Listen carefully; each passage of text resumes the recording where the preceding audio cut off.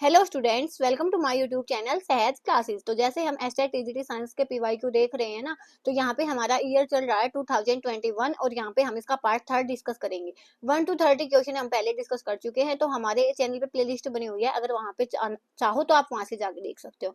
तो क्वेश्चन 31 में हमसे क्या पूछा गया है, if the radius of earth were to shrink by 1%, अगर रेडियस है जो अर्थ की वो श्रिंक कर जाए 1% से, जो डेंसिटी रिमेनिंग कॉन्स्टेंट, और डेंसिटी पे कोई भी चेंज ना आए, the acceleration due to gravity on the surface of earth will be, तो वहां पे जो एक्सेलरेशन होगा ना ग्रेविटी की वजह से जो अर्थ की सरफेस पे, वो क्या रहेगा। तो इसको निकालने के लिए हमें जो रिलेशन निकालनी पड़ेगी किस किस के बीच में, एक तो एक्सेलरेशन ड्यू टू ग्रेविटी और रेडियस ऑफ अर्थ के बीच में हमें रिलेशन निकालनी पड़ेगी, कैसे कैसे उसमें कुछ चेंज होता है। तो यहाँ पे देखो, हमें पता होता है कि एक्सेलरेशन ड्यू टू ग्रेविटी का फॉर्मूला होता है G M by R square. M होता है मास ऑफ अर्थ, आर होता है रेडियस। तो यहाँ पे देखो जी है ना, यहाँ पे मास है और हमें डेंसिटी चाहिए। हमें पता होता है कि डेंसिटी क्या होती है, मास बाई वॉल्यूम होती है, और मास बाई वॉल्यूम होने की वजह से जो हमारा एम है इसकी वैल्यू क्या होगी, रो इंटू वॉल्यूम। ये क्या है, डेंसिटी इंटू वॉल्यूम। अब यहाँ पे देखो वॉल्यूम है, अर्थ को हम कैसे मान के चलते हैं, स्फेरिकल मान के चलते हैं, और हमारी अर्थ का वॉल्यूम क्या हो जाएगा अगर हम उसको स्फेरिकल जैसे मानेंगे, तो 4/3 पाई r क्यूब। तो यहाँ पे हमने इस m की वैल्यू को यहाँ पे डाला, तो ये आया g इंटू में डेंसिटी, ग्रेविटेशनल कांस्टेंट होता है ये आर स्क्वायर मल्टीप्लाई में 4/3 पाई r क्यूब। तो यहाँ से आर स्क्वायर तो कैंसिल हो जाएगा, एक आर बचेगा, बाकी ये एज इट इज रहेगा। ग्रेविटेशनल कांस्टेंट डेंसिटी 4/3 और पाई और आर। यहाँ पे देखो ग्रेविटेशनल कांस्टेंट है, एक कांस्टेंट वैल्यू होती है। डेंसिटी हमें बोला गया है कांस्टेंट है, ये भी है कांस्टेंट, ये भी कांस्टेंट। तो यहाँ पे हमारे पास क्या हो गया कि हमारी जो एक्सेलरेशन ड्यू टू ग्रेविटी है वो आर के डायरेक्टली प्रोपोर्शनल है, रेडियस ऑफ अर्थ के डायरेक्टली प्रोपोर्शनल है। इट मीन्स क्या कि अगर हम रेडियस को श्रिंक करवाएंगे, मतलब रेडियस कम हुई है, तो हमारा जो एक्सेलरेशन ड्यू टू ग्रेविटी है वो भी कम हो जाएगा। रेडियस को हम बढ़ाएंगे तो एक्सेलरेशन ड्यू टू ग्रेविटी है वो भी बढ़ जाएगा। तो यहाँ से हमें पता चला कि अगर हमने रेडियस को, देखो यहाँ पे बोला गया कि 1% श्रिंक किया गया, मीन्स कम किया गया है, तो यहाँ पे जो एक्सेलरेशन ड्यू टू ग्रेविटी है वो भी क्या हो जाएगा, कम हो जाएगा। तो यहाँ पे हमारा ऑप्शन 4 है वो करेक्ट हो जाएगा। ऐसे आपने इसको करना था। उसके बाद question 32, which scientist give the concept of fixed energy levels around the nucleus, कौन सा साइंटिस्ट था जिसने फिक्स्ड एनर्जी लेवल्स दिए न्यूक्लियस के चारों तरफ। तो देखो ये वाले चीज नहीं होती कि एलिमेंट शेल दिए थे हमारे पास, ये वाली चीज दी थी नील बोहर्स ने, आपका 9th क्लास का क्वेश्चन रहेगा। उसके बाद question 33, the amino acid coded by the start codon for protein synthesis is, वो कौन सा अमीनो एसिड होगा यहाँ पे जो स्टार्ट कोडोन के द्वारा कोड किया गया होगा। तो यहाँ पे देखो ये वाली चीज, बायो के जितने भी क्वेश्चन मिलेंगे आपको लर्निंग बेस्ड मिलेंगे, तो यहाँ पे हमारा जो ऑप्शन 1 है वो करेक्ट हो जाएगा, मिथियोनिन, ये वाला ऑप्शन है वो सही हो जाएगा। उसके बाद है question 34, soaps are formed by the reaction of blank with caustic soda, हमारे पास जो सोप्स होती है ना वो कैसे बनती है। देखो सोप्स हमारे पास क्या होती है, कार्बोक्सिलिक एसिड का साल्ट होती है, यही होती है ना। तो इन्होंने बोला गया है हमारे पास, क्या बोला इन्होंने कि यहाँ पे क्या है, कास्टिक सोडा है। कास्टिक सोडा हम क्या बोलते हैं, NaOH बोलते हैं। तो यहाँ पे किसकी रिएक्शन हम लेते हैं, यहाँ पे लेते हैं एस्टर की, RCOOR। तो यहाँ से हमारे पास ROH तो चला जाता है, और यहाँ पे हमारे पास हमें कार्बोक्सिलिक एसिड के साल्ट मिल जाते हैं जो हमारी शोप होती है। तो यहाँ पे जो हमारा ऑप्शन 4 है वो करेक्ट हो जाएगा, एस्टर्स। ये आपका क्लास 10th का क्वेश्चन है। उसके बाद question 35, the equivalent resistance of resistance joint in parallel is this 6/5 ohm. Equivalent resistance दिया गया है जब हमने रेजिस्टेंस को पैरेलल में जोड़ा है। When one of the resistance wire is broken, अगर वहां पे एक रेजिस्टेंस वायर है वो टूट जाता है, तो इफेक्टिव रेजिस्टेंस बिकम्स 2 ओहम। मतलब क्या हो गया कि यहाँ पे अगर एक वायर टूट गया तो इट मीन्स क्या, एक वायर का रेजिस्टेंस हमारे पास इतना है, तो हमने बताना है resistance of wire that got broken. देखो जैसे हम इसको समझना चाहें, हमारे पास ये रेजिस्टेंस थे दो, हमारे पास ये ऐसे पैरेलल में काउंट थे, तो इनका जो दोनों का इफेक्टिव रेजिस्टेंस था 6/5 ओहम। अब यहाँ पे एक वायर है वो टूट गया और वो अलग हो गया, तो इट मीन्स क्या कि एक जो जो पहले ये वाला वायर है जो बचा है ना, इसका तो रेजिस्टेंस 2 ओहम है और इसका हमें निकालना है। तो बस आपको पता होना चाहिए कि रेजिस्टेंस होता है ना पैरेलल में, उसका क्या फॉर्मूला होता है, 1/r equivalent is equal to 1/r1 plus में 1/r2। अगर यही चीज सीरीज में होती तो होता R1 प्लस R2। तो ये भी आपका क्लास 10th का क्वेश्चन है। आर इक्विवेलेंट की वैल्यू 6/5 गिवन है तो हमने रखी, उसके बाद एक की इसको हमने R1 मान लिया जिसकी वैल्यू हमें गिवन है, ये हमारे पास R2 हो गया। तो R1 की वैल्यू हमने 2 रखी, R2 हमें निकालना है। तो ये वाली चीज 5 ऊपर गया, 5/6 हो गया, उसके बाद ये 1/2 इधर गया तो माइनस में 1/r। एलसीएम लेके इसको सोल्व करोगे तो 1/r2 की वैल्यू क्या आ जाएगी 1/3। लेकिन हमें R2 की वैल्यू बतानी है तो ये हो जाएगा 3 ओम। ऑप्शन बी है हमारे पास करेक्ट हो जाएगा। तो ऐसे आपने इसको निकालना था। उसके बाद question 36, select the hierarchy of descending taxonomic ranks using the codes given. बोलो तो हमें बताएंगे भी आपका क्लास 11th की बायो का क्वेश्चन रहेगा कि हमारे पास इनको कैसे हम अरेंज करेंगे। तो ये आपको पता है तो बता सकते हो। तो सबसे पहले क्लास आता है, उसके बाद ऑर्डर आता है, उसके बाद फैमिली, उसके बाद जीनस, उसके बाद स्पीसीज। तो ऑप्शन ए है आपका वो करेक्ट हो जाएगा। यहाँ से देखो क्लास सबसे पहले है सी में, उसके बाद ए, और फैमिली है ई में, और उसके बाद जीनस है बी में और डी में। तो हमारा ऑप्शन ए है वो करेक्ट हो जाएगा क्वेश्चन 36 का। उसके बाद question 37, if a block moving upon an inclined plane at 30 degree with a velocity of 5 meters per second stops after 0.5 second and the coefficient of friction will be. तो ये आपका क्लास 12th का question रहेगा। देखो physics का पहले वाले जो पेपर्स है ना उनमें न्यूमेरिकल हाई लेवल के आते थे, लेकिन जो 23 22 है वहां पे आपको 6 to 10 को भी देखने को मिलेंगे। तो यहाँ पे देखो हमसे क्या पूछा गया कि हमारे पास एक कोई ब्लॉक है, वो इंक्लाइंड प्लेन का मतलब क्या है, ऐसे झुका हुआ प्लेन होता है। तो वहां पे वो 30 डिग्री का एंगल बनाता है, हमारे पास थीटा दिया गया। वेलोसिटी के साथ, कौन सी वेलोसिटी के साथ मूव कर रहा है वो 5 मीटर पर सेकंड के साथ वो मूव कर रहा है। तो हमारे पास इनिशियल वेलोसिटी क्या आ गई इसकी 5 मीटर पर सेकंड। उसके बाद जो पहले जो वैल्यू गिवन है ना वो लिखो। उसके बाद थीटा की वैल्यू गिवन है 30 डिग्री, टाइम की वैल्यू है 0.5 सेकंड, कोफिशिएंट ऑफ फ्रिक्शन हमने निकालना है। अब यहाँ पे देखो हमारे पास ये वाला जो ब्लॉक है ना वो इंक्लाइंड प्लेन से मूव कर रहा है। तो यहाँ पे हमारा जो अब अगर ब्लॉक हमारा अपवर्ड मूव करेगा तो फ्रिक्शनल फोर्स है उसकी नीचे की साइड मूव होगा।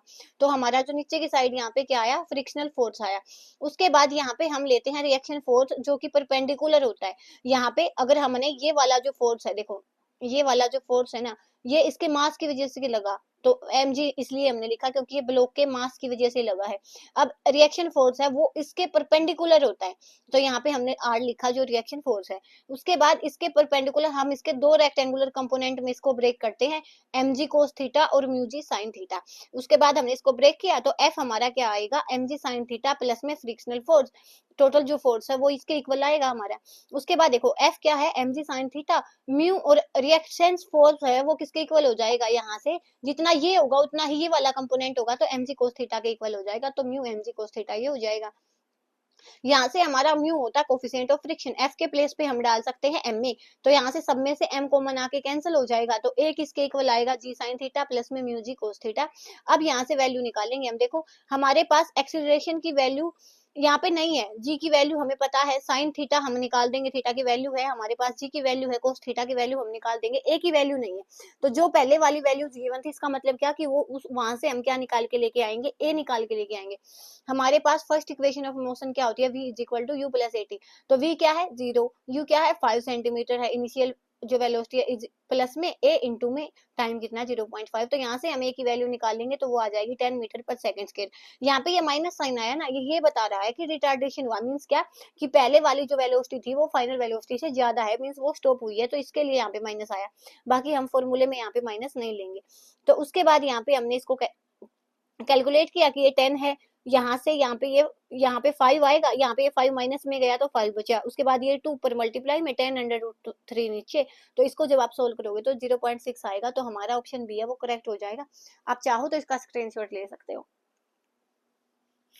उसके बाद question 38, which is not correctly matched, इनमें से कौन सा करेक्टली मैच्ड नहीं है।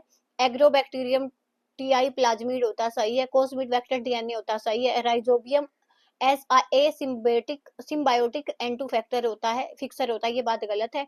एल्बिनिज्म ऑटोसोमल रिसेसिव जीन, ये बात सही है। तो ये बायो का फिर से बायो का क्वेश्चन है, अगर पता है तो ही बता पाओगे। तो ऑप्शन क्वेश्चन 38 का ऑप्शन 3 है वो करेक्ट हो जाएगा। उसके बाद विच of following is not one of 3 primary types of soil based on it's texture, texture के आधार पे हमें सोइल बतानी है। तो ये आपका 6 to 8 7 क्लास में आ जाता है, सैंड, सिल्ट, लोम, क्ले। तो यहाँ पे देखो हमारा जो लोमी सोल होता है ना, ये वाली जो यहाँ पे टेक्सचर के बेस पे नहीं होता, ये वाली होती है। सैंड का जो साइज पार्टिकल होता है, पार्टिकल का साइज सबसे ज्यादा बड़ा होता है, क्ले का सबसे छोटा होता है, सिल्ट का मीडियम में आ जाता है, लेकिन लोम है वो टेक्सचर के बेस पे सोयल की टाइप नहीं है। तो हमारा ऑप्शन 2 है वो करेक्ट हो जाएगा। उसके बाद question 40, which information is not conveyed bye a balanced chemical equation. एक बैलेंस केमिकल इक्वेशन में से इनमें से कौन सी इन्फॉर्मेशन है वो नहीं बताई जाती।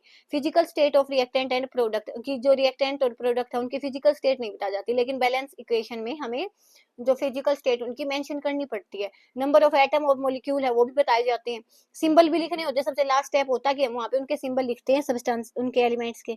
उसके बाद whether a particular reaction is actually feasible और नॉट। हम यहाँ पे देख के ये नहीं बता सकते ये वाली रिएक्शन फिजिबल होगी या नहीं होगी, तो ये ऑप्शन 4 है वो आपका सही हो जाएगा। यही पूछा था कि कौन सी चीज हम नहीं पता लगा सकते।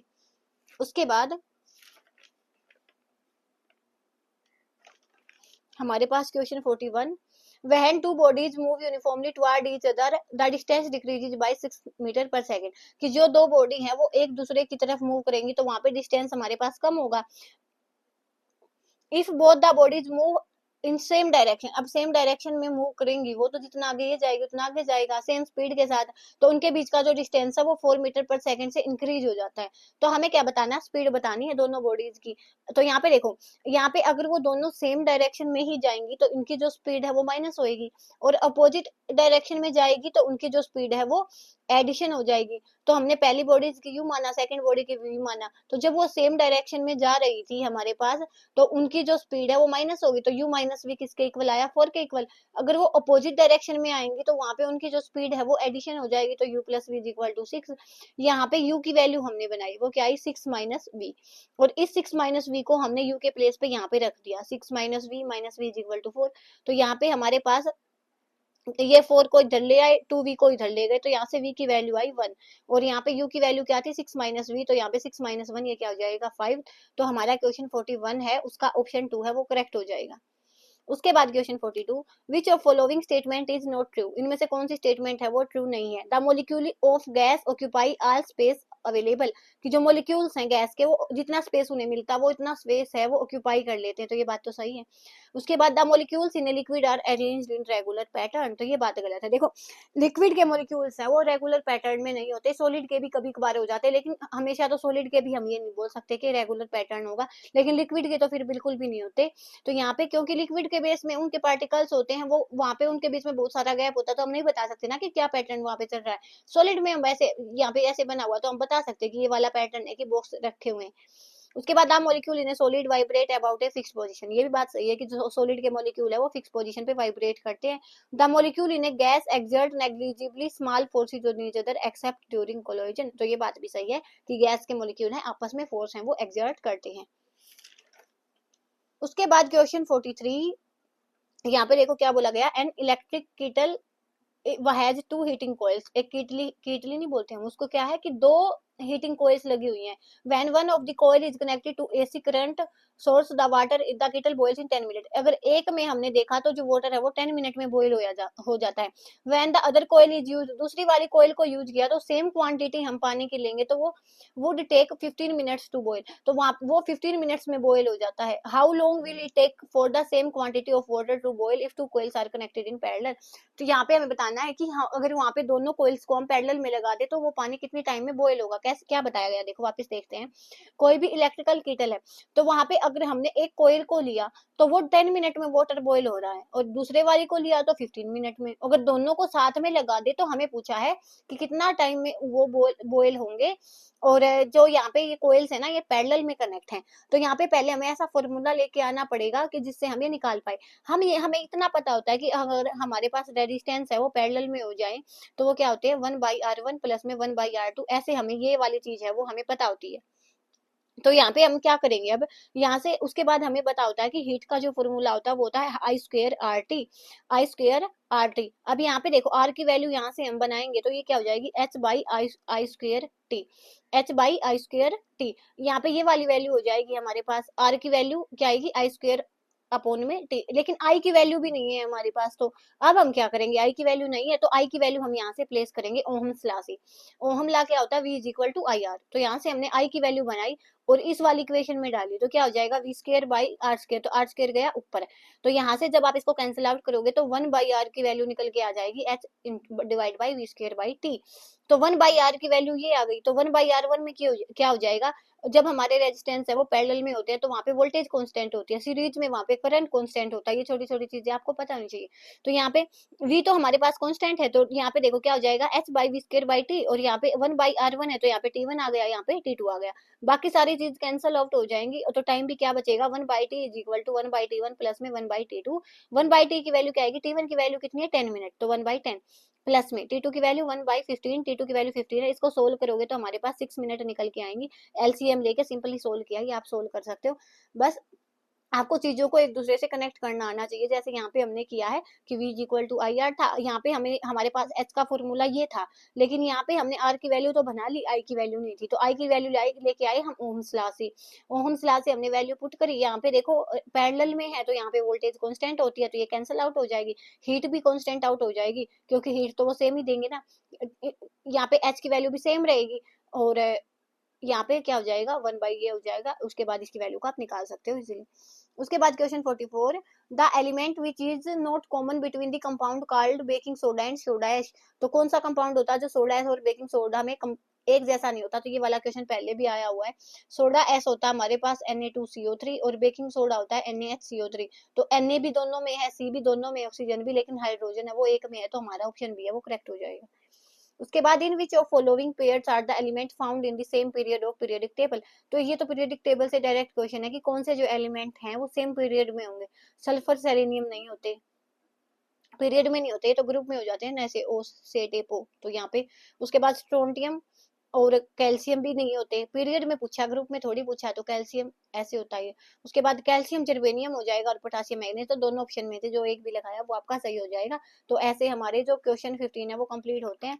होपफुली आपको ये समझ आया होगा। थोड़ा स्पीड से बोलती हूँ, अगर आपको ये वाली चीज थोड़ी दिक्कत लगे तो स्पीड को कम ज्यादा करके आप देख सकते हो। बस आज के लिए इतना ही। नेक्स्ट वीडियो में हम मिलेंगे नेक्स्ट टॉपिक के साथ, तब तक के लिए धन्यवाद। Thanks for watching my video.